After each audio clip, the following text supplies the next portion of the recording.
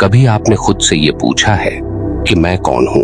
न नाम से, न शरीर से, न पहचान से, बल्कि उस ऊर्जा से जो इस शरीर में जन्म लेने से पहले भी थी और शरीर के बाद भी रहेगी, जिसे ऋषियों ने ब्रह्म शक्ति कहा है, जिसे संतों ने आत्म प्रकाश कहा और जिसे आज की भाषा में यूनिवर्सल एनर्जी कहा जा सकता है। आप जब यहाँ आए थे तब आप कुछ सीखने नहीं बल्कि कुछ याद करने आए थे, क्योंकि आपके अंदर वो सब पहले से मौजूद है जो किसी को पाने की तलाश में उम्र बिता देता है। लेकिन समस्या ये है कि इंसान जन्म लेते ही भूल जाता है कि वो कौन है। वो भूल जाता है कि वो ब्रह्मांड की संतति है, उसका ही अंश है, और यही भूल पूरी यात्रा को अंधेरे में बदल देती है। क्या आपको पता है, आपके जन्म से पहले भी आपकी ऊर्जा संरचना तय होती है। आपकी आत्मा किन किन अनुभवों से गुजर चुकी है, कौन सी शक्तियां उसमें पहले से ही समाहित हैं, ये सब ब्रह्मांड की योजना का हिस्सा होता है। क्योंकि ब्रह्मांड कोई अराजक जगह नहीं, यह एक सटीक गणित है। यहाँ हर आत्मा को उसकी क्षमता के अनुसार ही ऊर्जा दी जाती है। वेदों में कहा गया है, अयं आत्मा ब्रह्म, अर्थात आत्मा ही ब्रह्म है। इसका मतलब यह नहीं कि आप किसी ईश्वर से अलग हैं, बल्कि आप उसी चेतना के छोटे रूप हैं जो अनंत है, जो सर्वव्यापी है। आपके भीतर उसी ब्रह्म की वही शक्ति है, बस वह सोई हुई है। और इसीलिए जब आप किसी गहरी ध्यानावस्था में जाते हैं तो अचानक आपको वो एहसास होता है, मैं सिर्फ शरीर नहीं हूँ। आपको लगता है जैसे कोई विशाल ऊर्जा आपके भीतर जाग रही हो। वो भावना क्या है? वो वही ब्रह्मांडीय शक्ति है जो आपके भीतर जन्म से पहले ही रखी गई थी। आपको जानकर आश्चर्य होगा, आपके अंदर कम से कम 7 मूल शक्तियां ऐसी हैं जिन्हें बहुत कम लोग समझ पाते हैं। ये वो शक्तियां हैं जो जन्म से पहले ही आत्मा के डीएनए में अंकित होती हैं, और जैसे जैसे आप सजग होते हैं ये जागने लगती हैं। पहली शक्ति है स्मरण की शक्ति। यह वो ऊर्जा है जो आपको आपके असली स्वरूप की याद दिलाती है। आप किसी शब्द, संगीत या ध्यान के क्षण में अचानक एक गहरी अनुभूति करते हैं, जैसे कुछ जाना पहचाना है, कुछ पहले भी हुआ है। वो डेजा वू जो आप महसूस करते हैं वह केवल दिमाग की चाल नहीं, बल्कि आपकी आत्मा का संकेत है कि तुमने ये पहले भी जिया है। ये शक्ति जन्म से पहले ही आपके भीतर अंकित थी, आप केवल उसे फिर से सक्रिय कर रहे हैं। दूसरी शक्ति है अनुभूति की शक्ति। आप महसूस करते हैं अक्सर बिना कारण किसी के लिए दया, प्रेम या भय। यह इसलिए नहीं कि आप भावुक हैं, बल्कि इसलिए कि आप एक ऊर्जा संवेदनशील आत्मा हैं। ब्रह्मांड आपको लगातार तरंगों के रूप में संदेश भेजता है, कभी किसी के चेहरे से, कभी हवा की दिशा से, कभी मौन से। जो व्यक्ति इन सूक्ष्म संकेतों को महसूस कर पाता है वह धीरे धीरे समझता है कि ब्रह्मांड उससे बात कर रहा है। तीसरी शक्ति है सृजन की शक्ति। यही वो शक्ति है जो ईश्वर ने हर आत्मा में रखी है। आप सोचते हैं, कल्पना करते हैं और वो सृजन की प्रक्रिया बन जाती है। आपका मन केवल विचारों का भंडार नहीं, यह ब्रह्मांड की कार्यशाला है। यहीं से आपकी वास्तविकता बनती है। महर्षि पतंजलि ने कहा था, योगः चित्त वृत्ति निरोधः। जब मन की तरंगें शांत होती हैं तब सृजन शुद्ध हो जाता है, क्योंकि शुद्ध विचार ब्रह्मांडीय ऊर्जा को सीधा निर्देश देता है और ब्रह्मांड हमेशा आदेश का पालन करता है। सोचिए, अगर आपके विचार, आपके शब्द और आपके कर्म तीनों एक ही दिशा में प्रवाहित हो जाएं, तो क्या होगा? तब आप केवल जी नहीं रहे होंगे, बल्कि रचना कर रहे होंगे। यही सृजन की शक्ति का रहस्य है। चौथी शक्ति है ध्वनि की शक्ति। आपके शब्द केवल हवा में नहीं गुम होते, प्रत्येक शब्द एक तरंग बनाता है जो ब्रह्मांड के किसी कोने में जाकर गूंजता है। इसलिए कहा गया है, वाक सिद्धि। जो व्यक्ति अपनी वाणी को नियंत्रित कर लेता है उसके शब्दों में ब्रह्मांड को बदलने की क्षमता होती है। यही कारण है कि प्राचीन ऋषि मंत्र के माध्यम से सृष्टि से संवाद करते थे। मंत्र कोई जादू नहीं, वो आपके भीतर की शक्ति का संकेंद्रण है। आपका स्वर, आपकी नीयत और आपकी भावना, ये तीनों मिलकर तरंग बनाते हैं। और वह तरंग ब्रह्मांड तक पहुंचती है। आपकी आत्मा जन्म से पहले ही इन तरंगों को समझने की क्षमता लेकर आई थी। आप केवल भूल गए हैं कि ध्वनि ही ऊर्जा का प्रथम रूप है। वेदों में कहा गया नाद ब्रह्म, अर्थात यह समस्त सृष्टि ध्वनि से उत्पन्न हुई है। तो सोचिए, जब आप बोलते हैं तो आप सृजन की प्रक्रिया में भाग ले रहे होते हैं। पांचवी शक्ति है संवेदन की शक्ति। यह वही शक्ति है जो आपको अपने आसपास की ऊर्जा को महसूस कराती है। कभी किसी जगह जाते ही बेचैनी होती है और कहीं शांति। यह केवल माहौल नहीं बल्कि ऊर्जा संकेत है।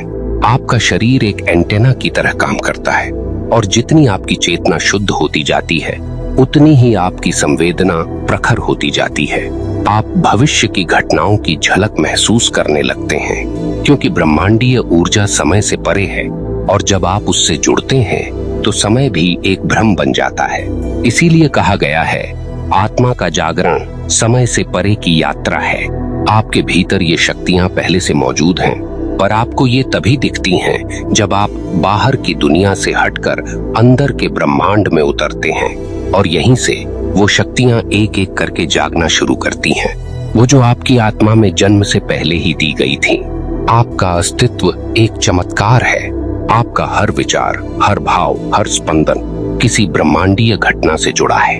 आप छोटा महसूस करते हैं क्योंकि आप भूल गए हैं कि आप अनंत से आए हैं, और जो अनंत से आया हो वो सीमित कैसे हो सकता है। धीरे धीरे समझिए, आपका जीवन केवल अनुभवों की श्रृंखला नहीं है, ये आपकी आत्मा की योजना है। हर चुनौती, हर दर्द, हर आशीर्वाद आपके भीतर सोई शक्तियों को जगाने का तरीका है। क्योंकि ब्रह्मांड आपको कभी दंड नहीं देता, वो केवल याद दिलाता है तुम कौन थे और क्या हो सकते हो।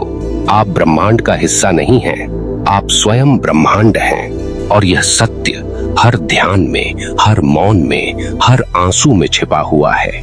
अब जरा ठहरिए और ये समझने की कोशिश कीजिए कि ये शक्तियां जागती कैसे हैं, क्योंकि ब्रह्मांड ने इन्हें आपको देकर छोड़ नहीं दिया, बल्कि इनके जागरण का एक नियम भी तय किया है। छठी शक्ति है मौन की शक्ति। ये सबसे अनदेखी और सबसे ताकतवर शक्ति है। इंसान बोलना सीख लेता है, लेकिन मौन में उतरना बहुत कम लोग सीख पाते हैं। जब आप सच में चुप होते हैं, बाहर से नहीं भीतर से, तभी आपकी आत्मा बोलना शुरू करती है।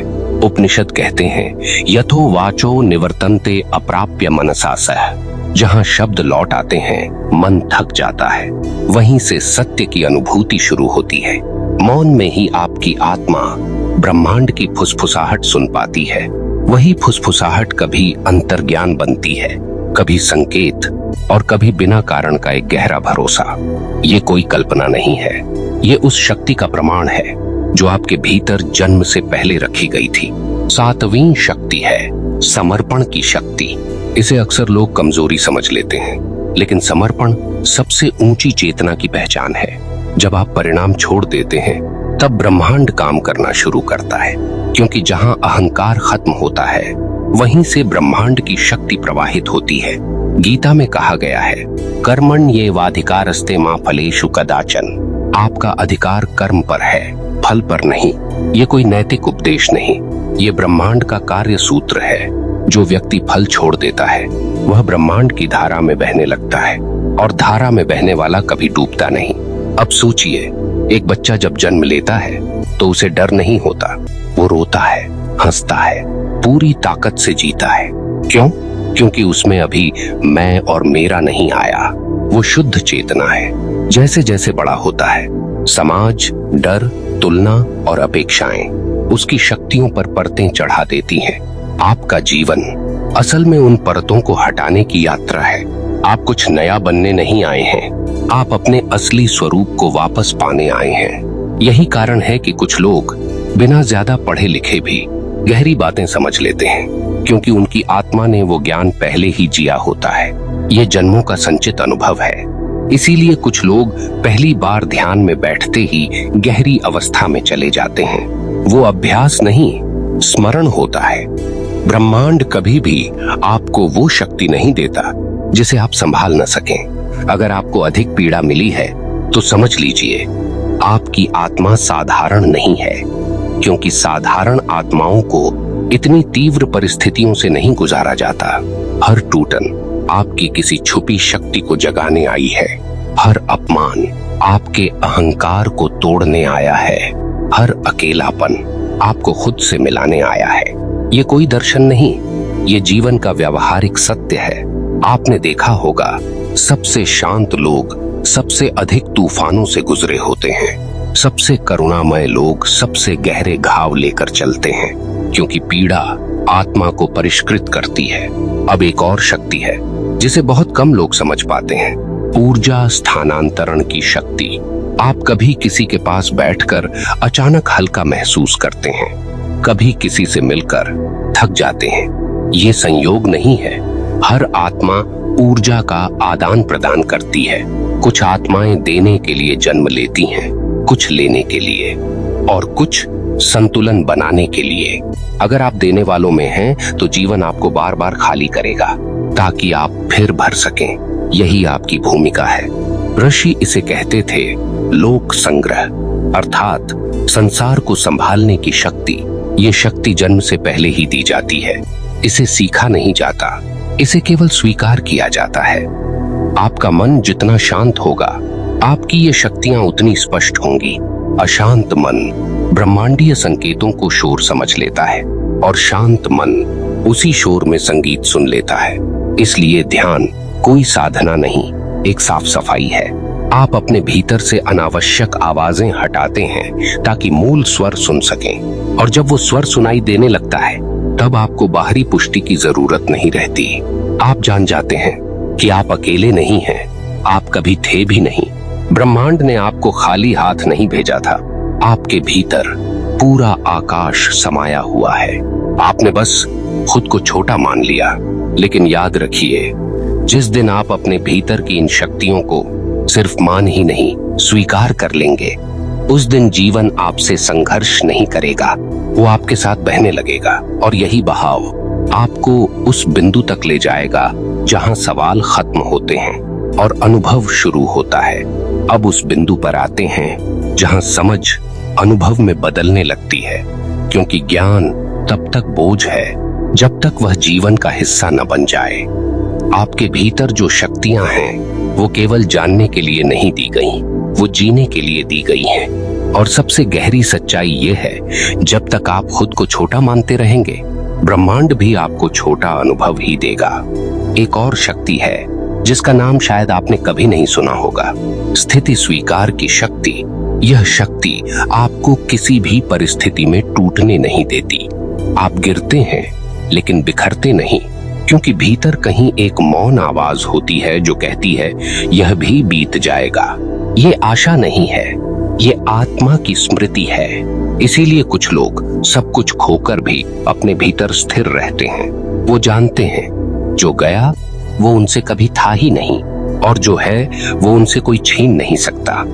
यही कारण है कि आप जब अपने जीवन के सबसे अंधेरे समय में होते हैं, तब अचानक एक अजीब सा भरोसा पैदा होता है। कोई सबूत नहीं होता, कोई आश्वासन नहीं होता, फिर भी आप चलते रहते हैं। ये शक्ति सीखी नहीं जाती, ये जन्म से पहले दी जाती है। अब जरा उन शक्तियों की बात करें जिन्हें लगभग कोई नहीं जानता। पहली, ऊर्जा संयम की शक्ति। आप हर जगह अपनी ऊर्जा नहीं खर्च करते, आप हर लड़ाई नहीं लड़ते, आप हर बात का जवाब नहीं देते। ये कायरता नहीं है, ये आत्म परिपक्वता है। दूसरी, दृष्टि शुद्धि की शक्ति। आप घटनाओं को नहीं, उनके पीछे के अर्थ को देखते हैं। आप जानते हैं कि हर व्यक्ति अपनी चेतना के स्तर से ही व्यवहार करता है, इसलिए आप न ज्यादा अपेक्षा रखते हैं न ज्यादा शिकायत। तीसरी, काल समझ की शक्ति। आप समझ जाते हैं कि हर चीज का समय होता है। बीज को खींचकर पौधा नहीं बनाया जाता। आप धैर्य रखते हैं क्योंकि आप जानते हैं ब्रह्मांड कभी देर नहीं करता। इन शक्तियों के जागने का एक स्पष्ट संकेत है आपका स्वभाव बदलना। आप कम बोलते हैं, ज्यादा सुनते हैं। आप कम प्रतिक्रिया देते हैं, ज्यादा उत्तरदायी बनते हैं। आप भीड़ में होते हुए भी भीतर से अकेले और शांत रहते हैं। ऋषि इसे कहते थे स्थिर प्रज्ञा। गीता का यह शब्द आज भी उतना ही जीवित है। जिसकी बुद्धि स्थिर हो जाती है वही ब्रह्मांड की लय में चल पाता है। अब एक प्रश्न आपसे, अगर ये सारी शक्तियां आपके भीतर पहले से हैं, तो आप किसकी तलाश कर रहे हैं? बाहर की सफलता की, लोगों की स्वीकृति की, या किसी ऐसे भरोसे की जो भीतर कभी डगमगाता ही नहीं?